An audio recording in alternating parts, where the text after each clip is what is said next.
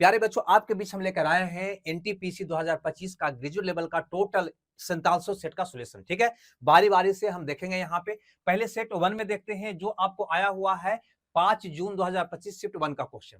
चलो भैया, यहां से हम शुरुआत करते हैं। थोड़ा सा ध्यान से यहाँ पे देखिएगा, फटाफट बहुत कम समय में हम इसको हल करने का प्रयास करेंगे। कहता है सलील का वेतन पहले 15% घट गया, ठीक है भैया, फिर बाद में 10% बढ़ गया, तो प्रारंभिक वेतन की तुलना में उसका अंतिम वेतन में क्या परिवर्तन होगा, कितना कमी होगा, कितना वृद्धि होगा, ऐसा कुछ क्वेश्चन है। आप सबको पता है कि जब एक ही क्रिया बार बार हो, यानी दोनों बार बढ़े या दो बार घटे या एक बार घटे एक बार बढ़े, तो ऐसा स्थिति में हम लगा लेते हैं क्या भैया, तो ए बी फॉर्मूला, ये सबको पता है। ठीक है ना, ये फॉर्मूला क्या होता है तो सब जानते हैं, A plus B plus A B बटा 100 होता है। बस यही तो होता है अंतिम परिवर्तन, है ना। अब यहाँ देखो, पहले क्या किया तो कहा कि 15% घट गया, ठीक है भैया, फिर क्या हुआ तो 10% बढ़ गया भैया, तो प्लस 10 कर दो। फिर ये दोनों को गुना करो, माइनस प्लस माइनस, 15 दहा को 150, 150 बटा 100 करोगे तो आ जाएगा 1.50 आएगा ना। बस इसको हल कर दीजिए, कितना होगा तो 15 में से 10 गया, माइनस का 5, माइनस 5 है 1, माइनस 6.5, माइनस 6.5% का मतलब हुआ, माइनस डिनोट कर रहा है कि कमी हुआ, यानी 6.5% की कमी हुआ, यानी सी ऑप्शन आपका क्या होगा, सही होगा। चलो आगे देखते हैं यहाँ पे ये वाला क्वेश्चन को। कहता है कि प्रथम 14 पूर्ण संख्याओं का भैया हमको औसत बता दो। पूर्ण संख्या किसको कहते हैं, जो जीरो से स्टार्ट होता है, नहीं, यानी कि 0 1 2 3 14 को है तो 13 तक जाना होगा, क्योंकि जीरो भी शामिल है ना। एक से जाता तो 14 तक 14 को संख्या होता, तो जीरो भी शामिल है तो 13 तक जाओगे, तो एक से लेकर 13 तक 13 को हो गया, एक जीरो 14 को संख्या हो गया। तो इसी का भैया हमें औसत पूछता है। जब लगातार संख्या का औसत निकालना है तो क्या करते हैं भैया, आप सबको पता है औसत निकालते हैं लगातार संख्या का, तो शुरू प्लस अंत यानी 0 प्लस 13 का क्या कर देते हैं, आधा कर देते हैं, आपका उत्तर निकल जाता है। क्या है भैया, तो कह दोगे 6.5 होगा, यानी कि ये ऑप्शन आपका क्या हो जाएगा, सही हो जाएगा। आगे यहाँ पे देखो, अगला क्वेश्चन यहाँ पे क्या कहता है, ज्यामिति का क्वेश्चन है। कहता है चतुर्भुज ए बी सी डी में, लो भैया एगो चतुर्भुज पहले तो बना ले यहाँ पे। चलो, कैसा भी लंगड़ा लोल्हा, है ना, टेढ़ा मेढ़ा चतुर्भुज मैंने बनाया, कौन, तो ए बी सी और डी। अब यहाँ पे कहता है कि ए बी है 17, लो भैया ए बी, ए वाला कह रहा है कि 17 है, कोई बात नहीं। बीसी है 8, बीसी यानी कि ए वाला कितना है भैया, 8 है। फिर कहता है सी डी है 9, लो भैया 9 लिख दिए। फिर एडी कहता है 12, चलो एडी भी लिख दिए 12। फिर कहता है एसी है 15, एसी यानी कि एसी को मिलाने पर ये संख्या बनेगा ना, ये हो गया कितना भैया, तो कहता है 15 है। चलो कोई बात नहीं। अब यहाँ पे कहता है कि भैया चतुर्भुज का हमको एरिया बता दो। दो त्रिभुज में बट गया ना, है ना। तो पहले इस त्रिभुज को देखो, तो क्या आपको ट्रिपलेट नजर आ रहा है, कहोगे जी भैया, क्योंकि 3 4 5 का तिगुना है ये, है ना भैया, 3 का 3 गुना, देखो ना 4 का 3 गुना है भैया, है ना, और ये कितना है, 5 का 3 गुना है, यानी ट्रिपलेट तो है ही, 3 4 5 ट्रिपलेट है। जब ट्रिपलेट है यानी कि बड़ा भुजा के सामने का कोण 90 का होगा, यानी ये समकोण त्रिभुज निकला दोस्त। और समकोण त्रिभुज का एरिया सब निकालना जानते हैं, क्या होता है, लंबवत भुजा के गुणनफल का आधा, यानी कि वर्णनमा टोटल का आधा, या ऐसा भी कर सकते हैं 12 का आधा 6 9 का 54, इसका एरिया कितना हो जाएगा दोस्त, कहोगे 54। याद रखना, कभी भी समकोण त्रिभुज का एरिया निकालना है तो लंबवत भुजा के गुना करके आधा कर देना, यानी ये दोनों को गुना करके आधा कर देना। तो वर्णनमा टोटल 108 का आधा 54, या ऐसा करो, पहले इसको आधा कर लिए 6 तो 9 का 54। आगे देखो, यहाँ पे दूसरा त्रिभुज के बारे में यहाँ पे समझने का हम प्रयास करते हैं, ये त्रिभुज के बारे में। तो ये त्रिभुज का भुजा 15 है, ये 8 है, ये 17 है, क्या ये भी ट्रिपलेट है, कहोगे जी। 15 का वर्ग 225 और 8 64, 225 और 8 का वर्ग 64 कितना होगा, 289, या 17 का 289, यानी दोनों के वर्गों का उसके बराबर है, यानी ये भी भैया ट्रिपलेट है। तो इसके बड़ा भुजा 17 है, 17 का सामने वाला ये वाला एंगल कितना का होगा भैया, तो 90 का होगा, है ना। तो ये भी समकोण त्रिभुज हो गया। ये समकोण त्रिभुज का एरिया निकालोगे तो क्या होगा भैया, तो कहोगे लंबवत भुजा गुणनफल का आधा, तो 90 से जुड़ा हुआ भुजा ये दोनों है, ये दोनों लंबवत भुजा, इसका गुना करके आधा करो, तब 15 8 20 से 20 का आधा कितना होगा भैया, तो कहोगे 60 होगा। आई बात समझ में, या इसको पहले आधा करते हैं 4 1560, ऐसे भी निकाल सकता है। हमें तो चतुर्भुज का एरिया निकालना था ना, तो भैया इसका एरिया आ गया इस त्रिभुज का कितना 54, और ये त्रिभुज का एरिया कितना आ गया 60। अगर इसको जोड़ दोगे तो आपका पूरा चतुर्भुज का एरिया निकल जाएगा, यानी 114 है कोई ऑप्शन में, कहोगे जी बी में है। चलो इस ढंग से इसको बनाना होता है। ट्रिपलेट पर कौन के ध्यान देना, कभी भी एग्जाम दे रहे हो तो उससे पहले ट्रिपलेट को समझ लेना, उसका कंसेप्ट हम यूट्यूब पर दे चुके हैं, उसको जरूर देख लेना। यहाँ पे कहता है दोस्त कि एक बिस्तर का अंकित मूल्य 517 रुपया है, लागत मूल्य से 30% अधिक है और लाभ 2% है, तो छूट प्रतिशत बताओ। एक बताओ, प्रतिशत में हमको छूट निकालना है तो ये डाटा से क्या काम, इस डाटा को भैया बिल्कुल छोड़ दो, है ना, इससे कोई मतलब ही नहीं है। लागत मूल्य से 30% अधिक है, यानी कहने का मतलब ये हुआ कि लागत मूल्य दोस्त अगर आपका 100 है तो इसका जो अंकित मूल्य दे रखा है ना ये वाला, वो 30% ज्यादा है, तो 100 से 30 ज्यादा यानी कि 130 है। और विक्रय मूल्य के बारे में सोचो तो कहता है 2% का लाभ है, लाभ हमेशा क्रय मूल्य पर होता है ना, यानी 100 का सामान 2 रुपया बढ़ाकर बेचा यानी 102 में बेचा, यानी कि विक्रय मूल्य कितना है, 102 है। आपका प्रश्न क्या कहता है दोस्त, हमको कहता है कि छूट प्रतिशत निकालो। छूट की बात करेगा तो क्रय मूल्य से कोई मतलब नहीं है, कितना लिखा हुआ मूल्य है, कितना में बेच रहा है, इसी पर डिस्काउंट होता है, अंकित मूल्य पर ही डिस्काउंट दिया जाता है। 130 का सामान अगर 102 में बेच रहा है तो कहोगे छूट कितना का दे रहा है भैया, 28 का दे रहा है, कितना में, तो हमेशा तुलना अंकित मूल्य पे करोगे यानी 130 में। अतः प्रतिशत निकालना है तो 100% से गुना कर दो, बस आपका आंसर आ जाएगा। यही हमारा क्या होगा, छूट होगा। काट कुट कर दो, आपका उत्तर आ जाएगा, है ना। 280, 13 दूनी 26, है ना, 13 दूनी क्या होगा भैया, तो 26 हो जाएगा। 26 यानी कि 2 पर 0 20, है ना, फिर एक बार जाएगा यानी 21 के लगभग आपका मान आएगा। ए नहीं, ए नहीं, ए नहीं, ए वाला उत्तर आपका सही होगा। आगे की कैलकुलेशन करने से क्या फायदा, मेरा उत्तर ही तो निकालना है। एग्जाम में हमेशा, है ना, 1 सेकंड भी बचता है भैया तो उसको बचाने का प्रयास करोगे, ठीक है। आगे देखो यहाँ पे कहता है राहुल की उम्र उसकी बेटी की उम्र का 3 गुना है। लो भैया, राहुल का उम्र उसकी बेटी की उम्र का 3 गुना कह रहा है ना, तो बेटी का उम्र को अगर हम x मान लेते हैं, ठीक है भैया, तो राहुल का उम्र कितना होगा, तो कह दोगे 3x हो जाएगा। आगे बोलता है 8 वर्ष बाद उसकी आयु, 8 वर्ष बाद उसकी आयु, 8 वर्ष बाद जाओगे तो राहुल की आयु 8 वर्ष बड़ा हो जाएगा, उसका बेटी का आयु भी 8 वर्ष बड़ा हो जाएगा। इस बात से तो सहमत है ना। यहाँ पे कहा कि 8 वर्ष बाद, 8 वर्ष बाद हम जाते हैं तो राहुल भी 8 वर्ष बड़ा हो जाएगा, उसका बेटी भी 8 वर्ष बड़ा हो जाएगा, है ना। बेटी की उम्र का दोगुना से 5 अधिक होगा, ये बेटी का उम्र है ना, इसका दुगुना से भैया ए वाला जो है ना राहुल का उम्र 5 वर्ष ज्यादा होगा, तो बराबर 5 कर दो ना, बस अब हल कर दो, आंसर आ जाएगा। तो कहोगे यहाँ पे दोस्त कि 3x प्लस 8 माइनस, है ना, यहाँ पे 2 से गुना करते हुए जाना है ना, तो चलो 2 से गुना हुआ करते जाते हैं, 2x, है ना, माइनस 8 दूनी 16, अब बराबर का हो जाएगा 5। हल करो तो ये आ जाएगा x बराबर आ जाएगा माइनस 8 हो जाएगा 13, यानी x का मान 13 आ गया। हमसे क्या पूछता है दोस्त, हमसे पूछता है कि भैया राहुल का उम्र बता दो, राहुल का वर्तमान उम्र, तो राहुल का उम्र तो यही माना है ना 3x, तो कितना होगा, x का मान 13, तो 3x का मान कितना हो जाएगा 39, है ना। 39 वर्ष भैया राहुल का उम्र होगा, जो ऑप्शन डी में है। चलो अगर बढ़िया लगता है तो लाइक शेयर भैया करते जाना, है ना, मजा आने वाला है। अब यहाँ पे देखो तो ये वाला सरलीकरण का मान है ना, सिम्प्लीफिकेशन का इजी से इजी क्वेश्चन भी पूछता है, टफ से टफ भी पूछता है, सबको देखना है। यहाँ पे देखो इसको हल करने के लिए सबका इकाई अंक देखो 9 7 2 1 अलग अलग है, तो कुछ नहीं सोचो, इकाई अंक पे काम कर लोगे। इकाई अंक पे काम करोगे तो पहले कोष्ट की क्रिया करोगे तो 713 3 आ जाएगा, 3 7 21 कितना आएगा भैया 1, है ना, 7 में से 1 जाएगा क्या बचेगा 6, 6 3 जोड़ोगे तो 9, 9 सिर्फ इसका, इसका नहीं, इसका नहीं, इसका नहीं, आपका उत्तर कौन हो गया, ए हो गया, है ना। तो इकाई अंक अगर अलग अलग हो तो इकाई अंक पे ही काम करना ज्यादा बेटर होता है। चलो अगला क्वेश्चन यहाँ पे देखते हैं, कहता है एक व्यक्ति को 7 घंटे में 519 किलोमीटर की दूरी जाना है। लो भैया समय है 7 घंटा और जाना कितना है 519 किलोमीटर, ठीक है 519 किलोमीटर। आगे बोलता है कि इस दूरी को 2/3 भाग 5/7 समय में, 2/3 यानी 2/3 दूरी 5/7 समय में तय करता है, तो शेष दूरी शेष समय में तय करने के लिए, है ना, उसकी गति क्या होनी चाहिए। यानी आपसे दोस्त यहाँ पे चाल पूछता है, चाल बराबर सबको पता है एक ही फॉर्मूला तो होता है, दूरी बटा समय, ठीक है ना। तो यहाँ पे शेष दूरी की बात किया है और शेष समय की बात किया, तो शेष दूरी लो ना, तो टोटल दूरी तो था 519, लो भैया तो 519, शेष दूरी बच कितना रहा है, तो कहता है 2/3 तो तय कर लिया है, 2/3 यानी कि 2/3 तो तय कर लिया है, तो बचा कितना भैया, तो कहोगे 1/3, इसका 1/3 शेष दूरी बच रहा है, ये शेष दूरी हो गया, बटा शेष समय लोगे, है ना। तो टोटल समय अगर 7 घंटा का था, 7 घंटा का था, है ना, 7 घंटा का था, 7 घंटा में 5/7 समय तो यूज कर लिया है, यानी कि 5/7 यूज कर लिया है एक में से, तो बचा कितना भैया, तो कहोगे 2/7, तो 7 घंटा का 2/7, है ना, शेष में बच रहा है उसके पास, बस यही तो हो गया शेष दूरी को तय करने का चाल शेष समय में। चलो भैया इसको हल करोगे तो कैसे करोगे, तो कहोगे 7 से 7 तो भैया कट जाएगा, है ना। यहाँ पे देखो ये 5 3 से कट जाएगा, 77 51 3 3 9, यानी आ जाएगा 173/2, लो लिख देते हैं आपके लिए 173/2 करोगे दोस्त, कहोगे 8 दूनी का 16, है ना, 6 दूनी 12, 5 दूनी 10, यानी कि 86.5 जो ऑप्शन ए में है ना। बस इस ढंग से आपका हल करना है। ध्यान से समझना, 2/3 अगर वो दूरी तय कर लिया है तो हमेशा भी इनका कैलकुलेशन 1 पर करते हैं, 1 पर, यानी पूरा दूरी अगर 1 था तो उसमें से 2/3 यूज कर लिया तो बचा कितना, तो 1/3।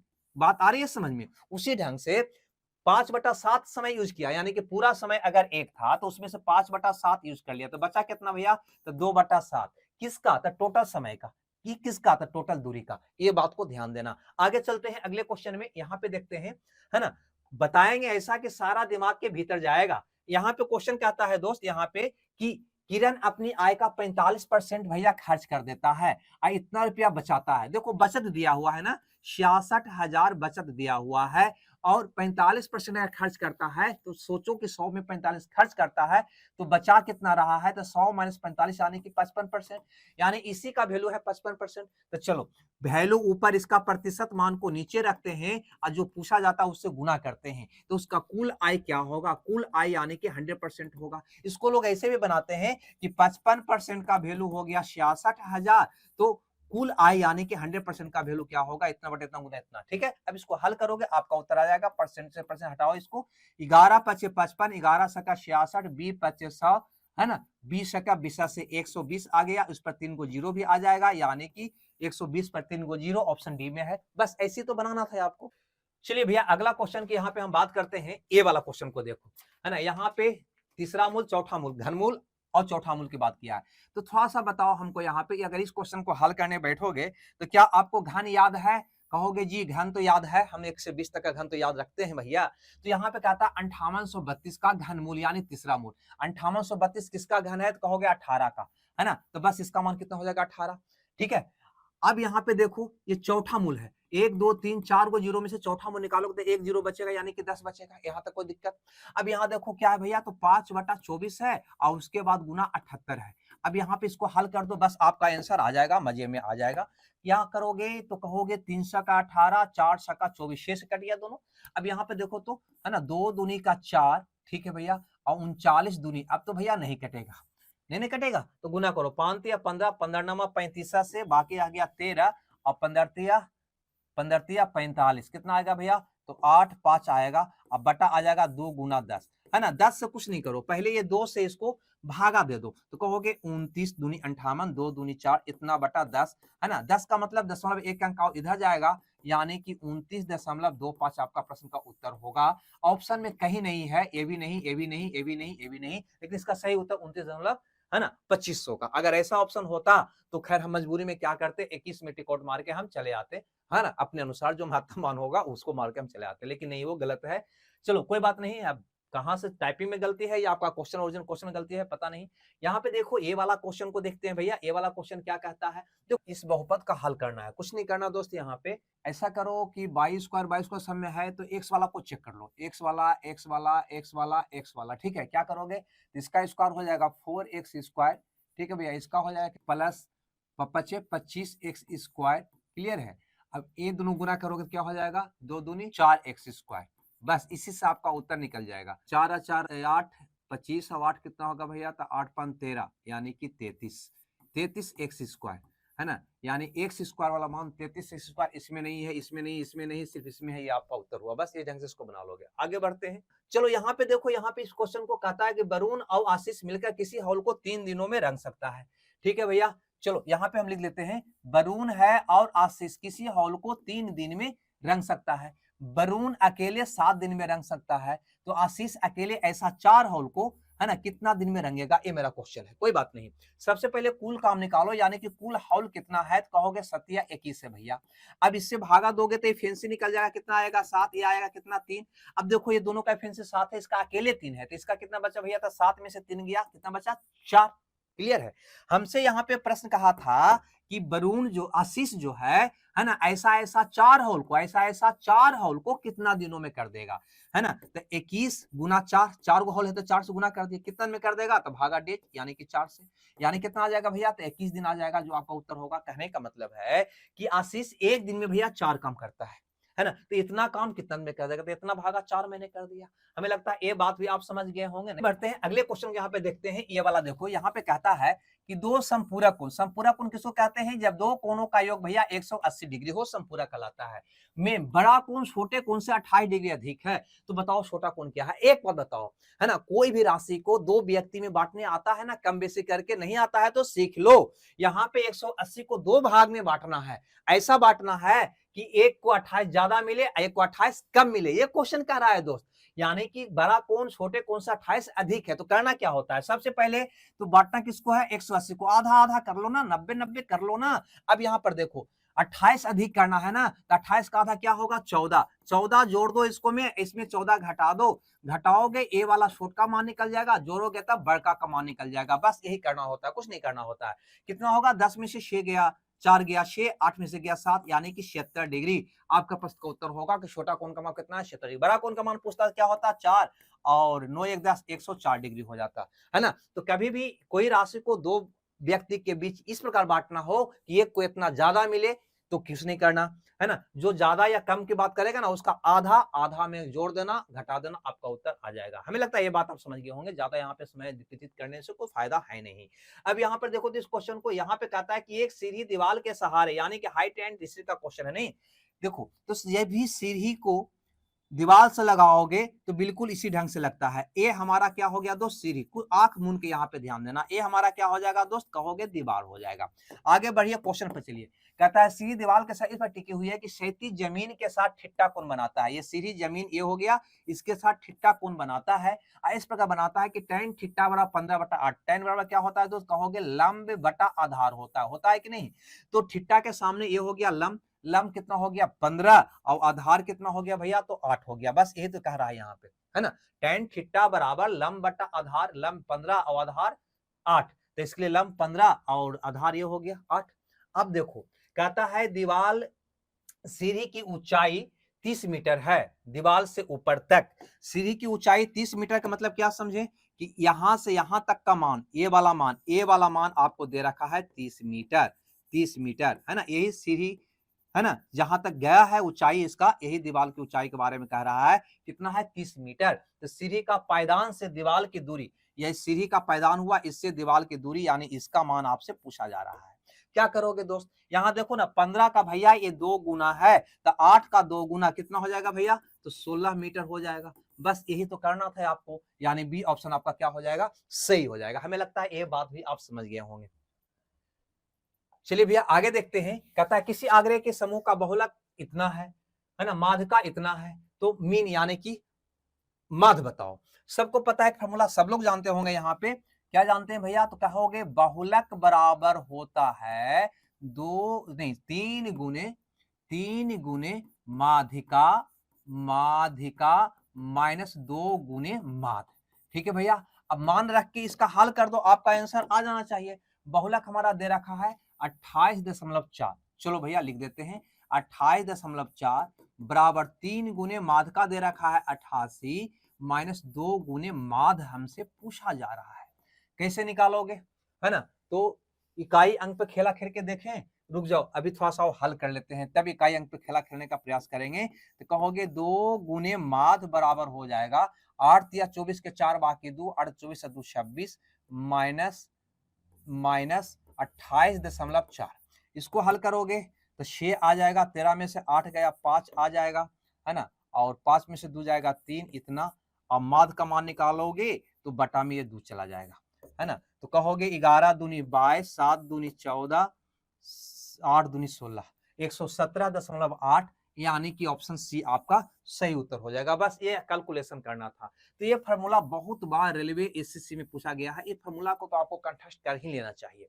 अगले क्वेश्चन की ओर कदम बढ़ाते हैं, इस क्वेश्चन को देखते हैं। कहता है निम्न टिप्पणी का माध्य का निकालो। माध्य का सबको पता है क्या होता है, तो पहले इसको आरोही क्रम में लिखते हैं, और जो माने n/2 पद होता है वो इसका माध्य का होता है, बशर्ते कि सम संख्या हो। पहले देखो समझो, के गो संख्या 1 2 3 4 5 6 7 8 9 10 11 गो संख्या है। संख्या टोटल के गो है? 11 संख्या है। तो माध्य का निकालना है ना, तो 11 का आधा करो, वही उसका माध्य का होगा। तो कहोगे 11 का आधा तो होता नहीं है 5.5, 5.5 कौन संख्या होगा भैया? तो कुछ नहीं, अगर आधा होता है तो बहुत बढ़िया बात है, आधा नहीं होता है तब बढ़िया एक जोड़ के आधा कर दो, यानी छिम्मा पद। इसको लोग ऐसे भी याद रखते हैं, माध्य का जो होगा ना हमारा, वो कौन होगा, छठा पद होगा। इसको लोग ऐसे ही याद रखते हैं कि जब संख्या सम हो तो n/2 उसका माध्य का होगा, जब भी सम हो तो n+1 इसका माध्य का होगा। तो तुम ऐसे याद रखो ना कि बस जो भी संख्या है 1 2 3 4 5 6 7 8 9 10 11 इसका आधा कर दो, आधा हो जाता है तो वही पद उसका माध्य का होगा, आधा नहीं हो रहा है, दशमलव में आ रहा है तो एक जोड़ के आधा कर लो, वही उसका माध्य का होगा, यानी छठा पद। लेकिन कब, जब बढ़ते क्रम में लिखोगे तब। बढ़ते क्रम में लिखो इसको, बढ़ते क्रम में लिखने की हमें आवश्यकता नहीं है। यहाँ पे करो क्या, सबसे छोटा वाला ये है, तो ये आपका पहला संख्या हो गया, उसके बाद ये है, ये आपका दूसरा संख्या हो गया, उसके बाद कौन है भैया, तो ये है, ये आपका तीसरा संख्या हो गया, उसके बाद ये है, ये आपका चौथा संख्या हो गया, उसके बाद ये नहीं है, उसके बाद ये वाला है, ये आपका चौथा संख्या हो गया, नहीं, ये वाला आपका चौथा संख्या हो गया, ये वाला आपका पांचवा संख्या हो गया,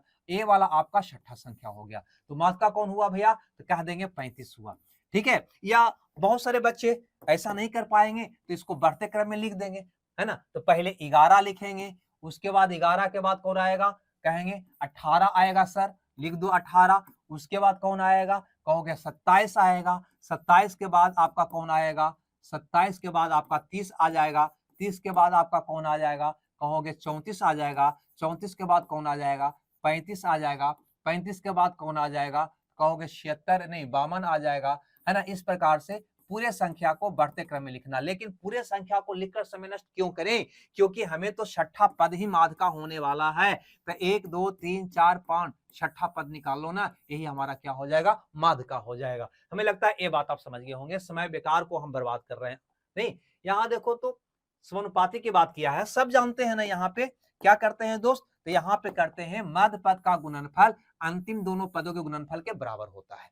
मध्य पद का गुणनफल शुरू और अंत पदों गुणनफल के बराबर होता है। यानी आप कहोगे यहाँ पे कि 7.5 गुना x का मान जो होगा ना, वो 19.5 गुना 16 के इक्वल होगा। लगता है ये आपको दिखाई नहीं दे रहा होगा। हमें x का मान चाहिए ना, तो x का मान हो जाएगा 19.5 गुना 16 बटा 7.5। हाँ भैया, ये वाला से कट जाएगा, 5 से चाहो तो इसको काट दो, 15 × 5 = 75, 5 × 15 एक कट गया, है ना, 5 × 15 3 × 39, बस कुछ नहीं करो, यहाँ पे गुना कर दो, कहोगे 16 × 48 के 8, बाकी 4, 16 × 4 20, है ना, बटा 5।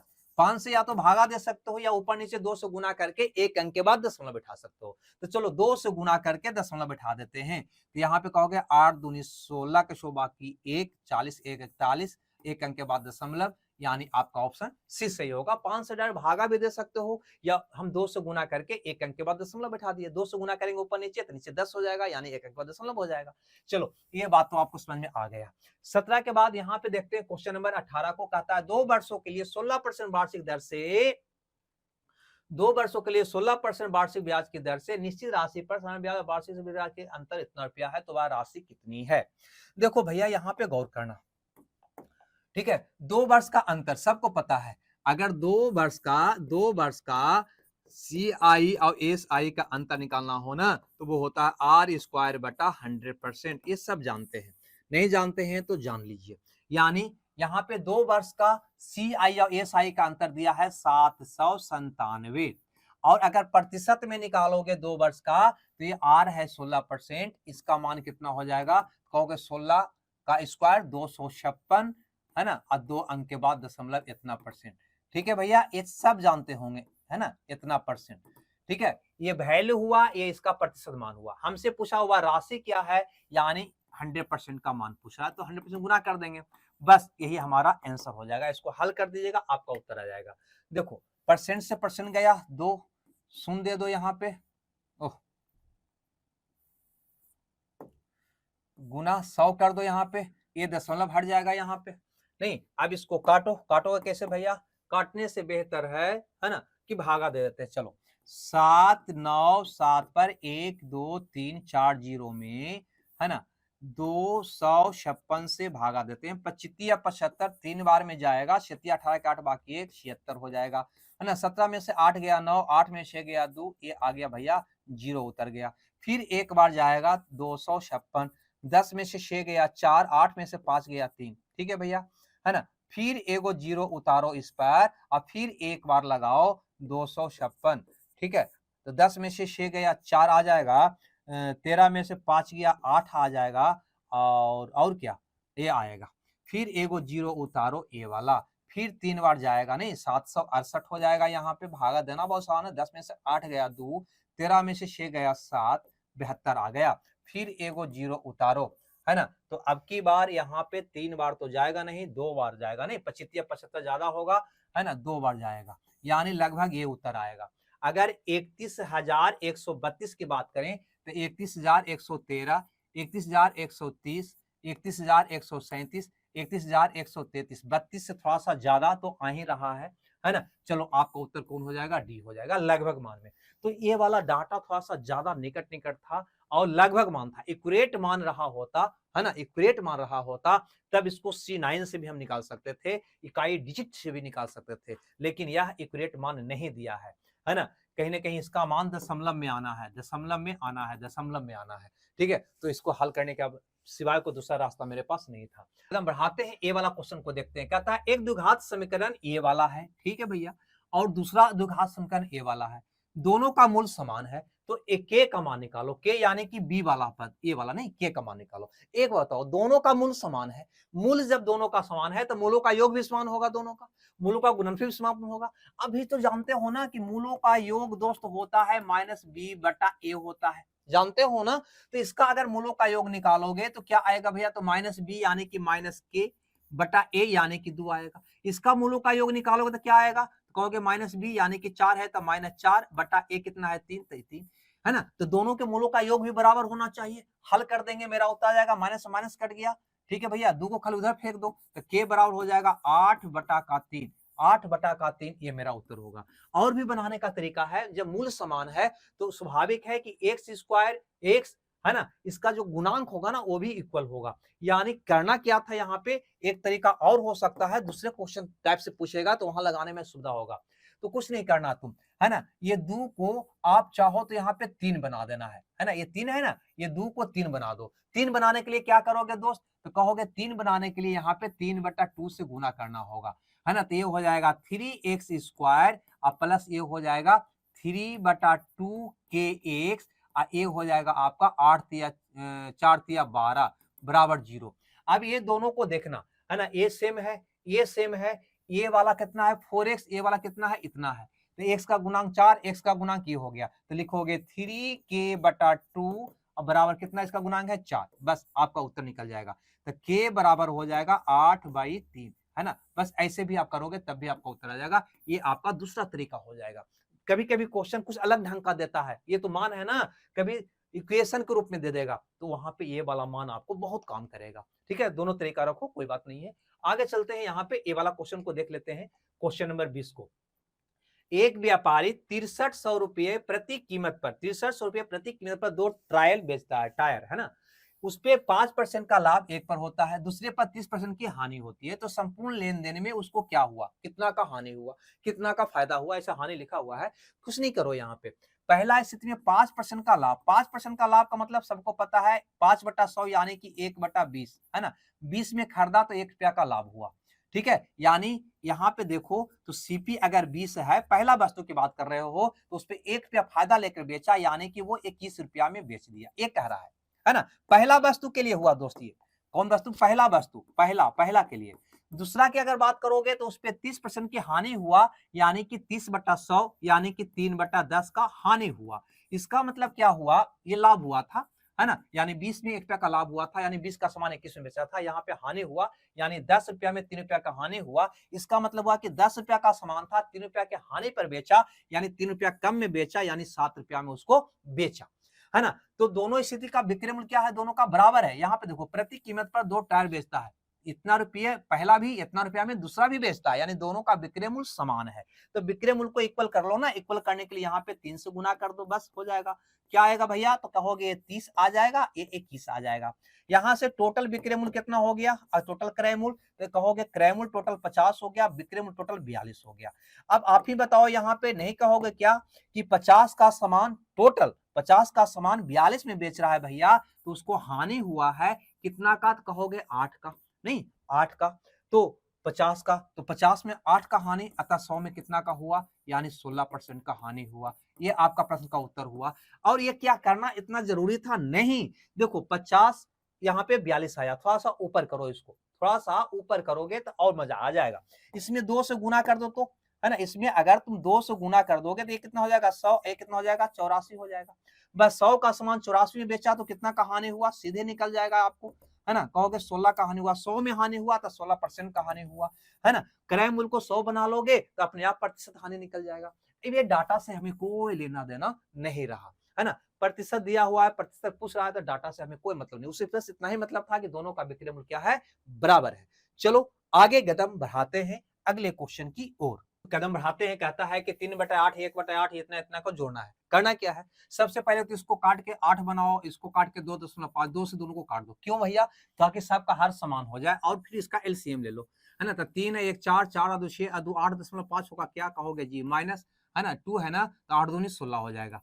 ठीक है, इसको घटाओगे तो -7.5/8 हो जाएगा। ऊपर नीचे 2 से गुना करना होगा, क्योंकि सबके हर में क्या है भैया? 16 है। 16 बनाने के लिए ऊपर नीचे 2 से गुना करोगे तो -15 क्या हो जाएगा? 16 हो जाएगा। जो ऑप्शन किस में है? तो कहोगे सी में है। बस यही तो करना था।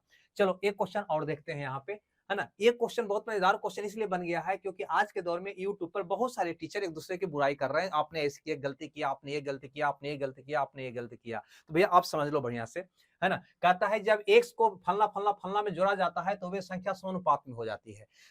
यदि इतना हो तो वाई का मान बताओ। कुछ नहीं करो, है ना। इसमें क्या जोड़ा जाता है चारों में? तो कहोगे चारों में एक्स जोड़ा जाता है, तो यह समानुपात में हो जाता है। क्या कहता है? चारों में एक्स जोड़ा जाता है। अरे भैया ऐसा हो ना, है ना। चारों में एक्स जोड़ा जाता है, चारों में एक्स जोड़ा जाता है तो क्या होता है भैया? ये समानुपात में हो जाता है। चलो तो सबसे पहले इसको हल करो। 30 15 21 और कितना है? 11 है।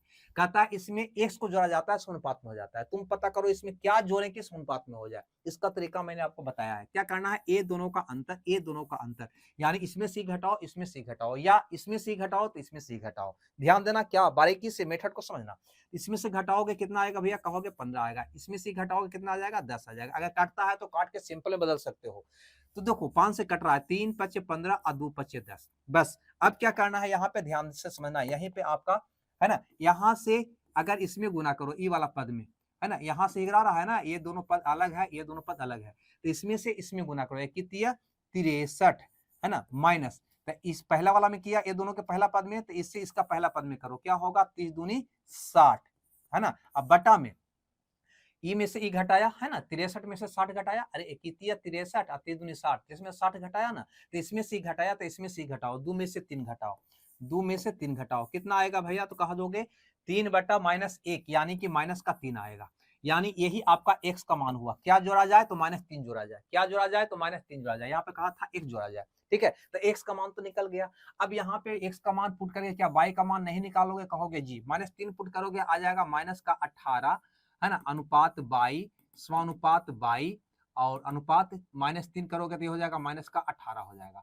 ये दोनों का गुणनफल ये दोनों गुणनफल के बराबर होता है, सब जानते हो। तो कह दोगे 22 स्क्वायर बराबर -18 गुने 18, है ना, यानी 18 गुने 18 भी कर सकते हैं। तो 22 का मान क्या होगा? 18 होगा। क्या इसमें दिक्कत था? ये इतना आप लोग, है ना, एक दूसरे टीचर पर कीचड़ उठाए। बनाने का तरीका तो बहुत सिंपल है भैया, है ना।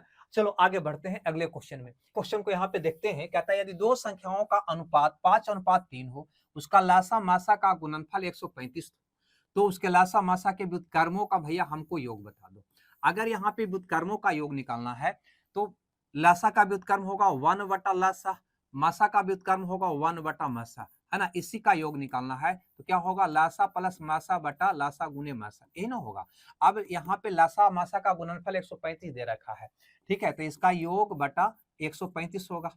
ठीक है भैया, यहीं से चाहो तो आपका उत्तर निकल जाएगा। करना कुछ नहीं है, 135 को काटने के बाद ही नीचे वाला यहाँ पे मान आया होगा। ठीक है ना, ये निचला मान जो हर है ना सबका ऑप्शन का, वो 135 को काटने के बाद ही आया होगा। तो देखो 45 दिया तो 135 होता है। क्या 85 को दुगना तिगुना कुछ भी करोगे 135 आएगा? कहोगे नहीं। 61 से आएगा? नहीं। 73 से आएगा? नहीं। आपका उत्तर कौन हो जाएगा? ए हो जाएगा। बस इसी का ये फैक्टर होना चाहिए हर में। अब अगर बाई चांस ऐसा स्थिति नहीं होता, दो को फैक्टर मिल जाता, तब क्या करता? गौर से यहाँ पे समझो, बनाने का तरीका भी हमारे पास होनी चाहिए। अब यहाँ पे देखो, हल कर लेते यहाँ पे, है ना। दो संख्या का अनुपात दे रखा है 5:3, तो यहां से अगर तुम लासा निकालोगे दोस्त अनुपात के रूप में, तो कहोगे 5 तिया का 15 हो जाएगा। मासा निकालोगे ना तो यहाँ पे 5 3 का मासा अनुपातिक 1 होगा, है ना। यहाँ पे क्या दिया है, गुणनफल, क्या दिया है, गुणनफल। तो अनुपातिक 1 का क्या मान तुम नहीं निकाल सकते हो, कहोगे जी निकाल लेंगे। अनुपातिक 1 का मान निकालने के लिए जो वैल्यू है ना, उसको ऊपर लिखो। वैल्यू क्या है, लासा मासा का गुणनफल। तो यहाँ से लासा मासा गुणनफल कितना हो गया, 15, अनुपातिक 15। लेकिन दोनों का गुणनफल लिया है ना, तो इसका वर्गमूल निकालना मत भूलना। कितना आएगा भैया, तो कहोगे 9 बार में चला जाएगा। इसका वर्गमूल कितना होगा, अनुपातिक 3 होगा, सॉरी, है ना, 3 होगा। इसका मान कितना होगा भैया, 3 होगा। कितना होगा, 3 होगा। अनुपातिक 1 का वैल्यू कितना आ गया, 3। हमको लासा और मासा का योग चाहिए, नहीं तो लासा मासा का योग कितना होगा, तो कहोगे लासा है 15, मासा है 1, इसका योग कितना होगा, तो 15 1 16 होगा, है ना। तो अनुपातिक 1 का मान 3, तो अनुपातिक 16 का मान 16 48 होगा। यहां तक कोई दिक्कत, 48 तो निकल गया इसका योग। तो यहां से हल कर लो ना, तो 48 बटा क्या हो जाएगा, 135। 3 बार में जाएगा, 16 48 45 दिया, यानी 16 बटा 45 आपका प्रश्न का उत्तर होगा। बनाना होता तो हम इस ढंग से बना लेते। ठीक है भाई, कहीं कोई दिक्कत नहीं, कहीं कोई दिक्कत नहीं। कभी भी गुणनफल दे दे तो अनुपातिक 1 का मान निकालना होता है ना। वैल्यू पटा उसका अनुपातिक मान यानी गुणनफल का, और उसका वर्गमूल निकालना मत भूलना, तो अनुपातिक 1 का मान निकल जाएगा। चलो ये बात आप समझ गए होंगे, पहले भी कई बार हम बता चुके हैं। देखो ये क्वेश्चन पुनः एक बार पहले भी आया था, द्वारा यहाँ पे हमें दिखाई दे रहा है। कहता है समपूरक कोण, दो समपूरक कोण जिसका योग कितना होता है भैया, 180 होता है। बड़ा कोण छोटे कोण से 50 अधिक है। करना क्या है बता चुके हैं, है ना। तो 180 का दोनों को निकालना है ना, तो 90 90 पहले कर लो भैया, आधा आधा में पहले बांट दिए।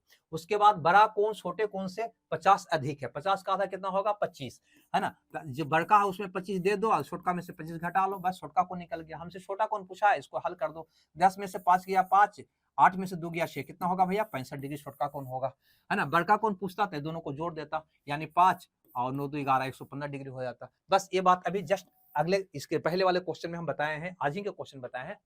अब यहाँ पे देखो तो ये वाला ईश्वर दयाल वाला क्वेश्चन है। ईश्वर धारा के विपरीत दिशा में 721 किलोमीटर 42 घंटे में, ठीक है भैया, धारा के साथ यानी धारा का दिशा में 15 घंटे में तय करता है। धारा गति क्या है, देखो धारा का विपरीत और धारा का दिशा में, देखो धारा का दिशा में चाल होता है x प्लस वाई, और धारा का विपरीत चाल होता है x माइनस वाई। ये दोनों क्या है भैया, चाल है। और चाल बराबर सबको पता है होता है दूरी बटा समय, ये सब लोग जानता है ना। ये क्या है, चाल है। अब देखो धारा का दिशा में चाल, तो दूरी बटा समय, तो धारा का दिशा में समय कितना लग रहा है भैया, 15 घंटा। दूरी कितना है, 721 किलोमीटर गया है, तो वही 721 किलोमीटर लौट रहा है, तो दूरी हो गया 721, है ना। दूरी 721 लग रहा है उसको 15 घंटा का समय। धारा का विपरीत 721 किलोमीटर की दूरी करने में 42 घंटा लगता है, तो दूरी हो गया 721 और समय लग गया 42 घंटा। देखो कैलकुलेशन थोड़ा सा लंबा है। कहता है धारा की गति, धारा हमेशा कौन होगा, वाई होगा, नाव का चाल कौन होगा, एक्स होगा। तो हमें वाई का मान पूछा है, धारा की गति यानी वाई का मान। वाई का मान कैसे निकालो, छोटका का मान घटा के आधा करते हैं, ई घटाव ई, ई घटाव ई का आधा। तो इसमें से घटाओगे तो पहले तो 721 भैया आप कॉमन निकाल लो, है ना। तो क्या बच जाएगा, 1/15 घटाव 1/42 का क्या होगा, आधा, यानी गुना 1/2 कर दो, बस यही हो गया, है ना। इसमें से घटा के आधा, है ना, घटाए और 721 को कॉमन निकाल लिए, है ना, कैलकुलेशन को थोड़ा सा सुगम बनाने के लिए। तो ये हो जाएगा 721। यहाँ पे क्या होगा, घटेगा तो भैया, तो 12 में से 5 गया 7, ये 27 बचेगा, नीचे आ जाएगा 15 गुना 42, ठीक है ना। और गुना का क्या होगा, 1/2। बस इसको हल कर लो काट कूट के। कैसे काट कूट करोगे देखते हैं हम भी ट्राई करके, है ना। तो 7 से कट रहा है, 1 मतलब 7, 0 7 21, 7 से 7 का 42 6 बार में, ये भी कट जाएगा यहाँ पे दोस्त, है ना। 2 तिया 100 और 9 तिया 27, फिर 3 तिया 9, 5 तिया 15, ये आ गया हमारा, ठीक है ना, ये आ गया हमारा। अब चलो तो ये हो गया कितना, 103 गुना 3, तो हो जाएगा 309। कितना होगा भैया, 309, 309। अब बटा में हो गया 5 दूनी 10 बाई 2, 10 बाई 2। हम यहाँ पे 2 दूनी 4 पचे 20 भी लिख सकते थे, लेकिन 10 बाई 2 ही लिखे, क्योंकि पहले 2 से भागा दे देंगे, एक अंक के बाद दशमलव बैठा देंगे। तो कहेंगे 15 दूनी 30, 4 दूनी 8, 5 दूनी 10, एक अंक के बाद दशमलव हो जाएगा, ठीक है ना। ये हो गया। ये हटाने के लिए दशमलव को इधर ले आवेंगे, यानी 15.45, यानी डी ऑप्शन मेरा क्या होगा, सही होगा। पहले 2 से भागा देकर दशमलव को एक अंक और आगे बढ़ा दिए, है ना। आगे देखो 25 के बाद क्वेश्चन नंबर 26 को ये क्या कहता है कि 30 विद्यार्थियों के कक्षा में परीक्षा, 12 विद्यार्थियों का औसत स्कोर 60 है, शेष का 62 तो कक्षा का औसत क्या है? बेसिक से भी बना सकते हो, शॉर्ट से बना सकते हो, बेसिक को आसान है ना। 12 विद्यार्थी का औसत अगर 60 है तो 12 विद्यार्थी का योग कितना होगा? 12 गुने 60 है ना, प्लस शेष कितना बचे भैया? 18। 18 विद्यार्थी का औसत 62 है तो 18 का योग कितना होगा? 18 गुना 62, तो समय औसत गुना संख्या सब जानता है। अब बटा कुल यानी कि 30। अब इसको हल कर दो, हल करोगे भैया तो 3 से हम काटते हैं, 3 से काटेंगे तो 3 20 दिया 60 हो जाएगा। यहाँ पे क्या होगा? क्षेत्रीय 18। अब यहाँ देखो, अब यहाँ पे देखो तो हो गया 240, अब प्लस का हो गया 6 दूनी 12 के 2 बाकी 1 37 हो गया। अब बटा में क्या हो गया? 10 हो गया। इसको ऐड करोगे तो 2 हो गया, 11 के 1 बाकी 1 4 2 6 है ना, बटा 10 यानी 61.2 आपका प्रश्न का उत्तर होगा, यानी कि ये ऑप्शन आपका सही होगा। ठीक है, बनाने का और भी तरीका है, जैसे ऐसे भी आप इसको बना सकते थे, कहीं कोई दिक्कत नहीं था। देखो ये 12 था, ये 18 और टोटल यहाँ देखो 12 था है ना, 18 था और टोटल कितना था भैया? तो 30 था। टोटल कितना था? 30 था। तो ऐसे भी इसको बना सकते हो, 6 25 30, 6 दूनी 12, 6 18 यानी 5 बराबर 2 प्लस 3 भी कर सकता था। इसका कितना है स्कोर? 60 है तो गुना 60 कर दोगे। इसका स्कोर कितना है? 62 तो गुना 62 कर दोगे, और इसका निकालना है तो गुना x कर दोगे। अब इसको हल करोगे, आपका उत्तर कहीं ना कहीं यही आ जाएगा, 61.2 है ना। आपकी मर्जी, वही चीज आ रहा है, कहीं को दूसरा चीज नहीं आ रहा है। आगे बढ़ते हैं, अगले क्वेश्चन को देखते हैं, क्वेश्चन नंबर 27 को। कहता है पाइप ए किसी टैंक को 18 मिनट में भर सकता है। ठीक है भैया, पाइप ए इसको 18 मिनट में भर सकता है और बी 20 मिनट में खाली कर सकता है। बी जो है 20 मिनट में क्या कर सकता है? खाली कर सकता है। पहले ए को खोला गया, 6 मिनट के बाद बी को खोला गया, तो शेष टैंक कितने समय में भर जाएगा? कुछ नहीं करो, पहले क्या निकालोगे? कुल निकालोगे। कुल क्या होगा? दोनों का एलसीएम 180 हो जाएगा। यहाँ पे आ जाओ, भागा दो, कितना आ जाएगा? 10। यहाँ पे आओ, कितना आ जाएगा? -9 आ जाएगा। चलिए अब प्रश्न के अनुसार काम करते हैं। कहता है पहले ए को खोला गया और 6 मिनट के बाद बी को, यानी ए 6 मिनट तक चला, उसके बाद बी खोला गया। तो 180 को भरना था, 6 मिनट चला तो 10 का 60 को तो भर दिया भाई।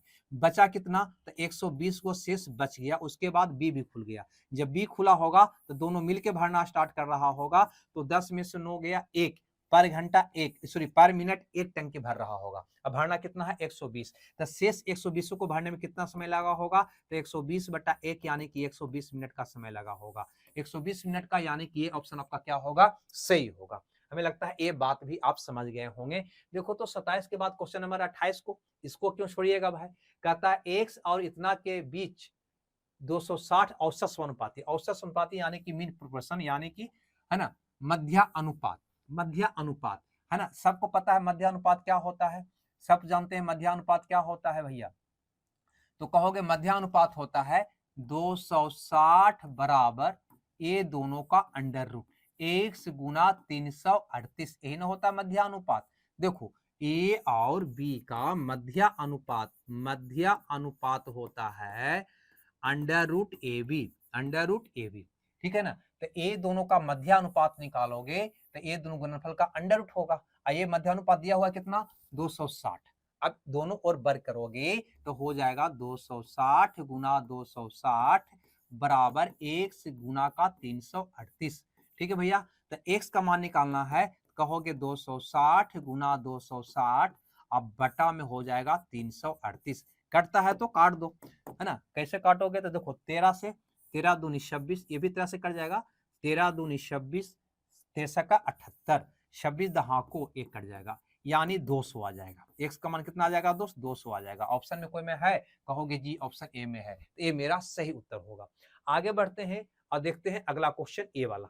ये क्या कहता है भाई? कहता है 1200 रुपया की राशि 2280 रुपया हो जाती है 4% वार्षिक ब्याज की दर पर, कितने वर्षों में ऐसा होगा? यानी कितने वर्षों में 1200 रुपया 1280 रुपया हो जाएगा 4% की दर से। सबसे पहले ये बताओ हमको कि 4% की दर से एक वर्ष का कितना का भैया? एक वर्ष का अगर हम ब्याज निकालें, एसआई निकालें तो क्या होगा? तो कहोगे 1200 का 4%, यानी वर्षों के 48 रुपया होगा। कितना होगा एक वर्ष का ब्याज? 48 रुपया। यहाँ पर टोटल ब्याज देखो तो कितना हुआ है ना। यहाँ पे अगर मैं कहूं आपसे कि टोटल ब्याज कितना है भैया, तो कहोगे इसमें हटा दो, तो कहोगे है ना, 80 हो जाएगा, 0 हो जाएगा, 1080 रुपया हो जाएगा। आप ही बताओ ना कि तुमने टोटल ब्याज लिया 1080 रुपया, जबकि एक वर्ष में आपको होता था 48 रुपया, तो 48 रुपया प्रति वर्ष के हिसाब से कितना वर्ष का ब्याज लिया होगा 1080 रुपया भाई? यानी कि भागा दे देना है। तो कहोगे 1080 में 48 से भागा देने दो, बस भागा दे दो, है ना। 8 से दोनों कट रहा है, 8 से का 48, 8 से भागा दोगे 1 मतलब 8, 8 तिया 24, 8 पचे 40, है ना। 3 से 2 तिया 6, 4 तिया 12, 5 तिया 15, 45 का आधा करोगे तो 22.5 होगा, यानी कि इतना वर्ष में, यानी 22.5 ऑप्शन ए में है। ए में टिक आउट मार दो, और क्या। चलिए भैया, आज का आखिरी क्वेश्चन भी हम देख लेते हैं। कहता है एक विक्रेता ने 1 रुपया में 7 नींबू खरीदता है, यानी कि 7 नींबू का क्रय मूल्य कितना हो गया 1 रुपया, और 75% लाभ पर बेचता है। 75% का मतलब 3/4, है ना, ये तो सब जानते हैं। यानी 4 रुपया में 3 रुपया का फायदा, यानी कि इसका होल वैल्यू निकालोगे ना तो आ जाएगा 7/4 रुपया। इतना में क्या कर रहा है, वो बेच रहा है। ठीक है, तो ऐसा कह सकते हो क्या, यहाँ पे 7 नींबू की बात किया है, तो 7 नींबू का विक्रय मूल्य क्या हो गया। कहोगे क्रय मूल्य तो 1 था भैया, है ना, इसमें होल में सीधा गुना कर दो, यानी कि 7/4 से गुना कर दो, बस हो गया, यानी 7/4 रुपया हो गया। एक निकल गया 7 नींबू का विक्रय मूल्य। हमसे पूछता है कि 1 रुपया में कितना नींबू बेचता है, 1 रुपया में कितना नींबू बेचता है, तो तुम नहीं कह दोगे कि 7/4 रुपया में बेच रहा है भैया 7 नींबू। कितना, 7 नींबू। तो 1 रुपया में के नींबू बेचेगा, कहोगे 7/7/4 नींबू। कहोगे कि नहीं कहोगे, 7 से 7 कट गया, कितना आ गया भैया, कह देंगे 4 नींबू। बस यही मेरा प्रश्न का उत्तर हो गया। बी ऑप्शन हमारा क्या हो गया, सही हो गया। चलिए, तो अब हम बात करेंगे, है ना, एनटीपीसी शिफ्ट 1 का 5 जून 2025 के शिफ्ट 2 का क्वेश्चन का इसी समय में, कल के क्लास में। ठीक है भैया, तो जब तक आप खुश रहिए, मगन रहिए, और इसका पीडीएफ टेलीग्राम चैनल पर हम भेज देंगे, जहां से आप इसको डाउनलोड कर लीजिएगा, है ना। हमें दीजिए विदा, ओके, बाय बाय।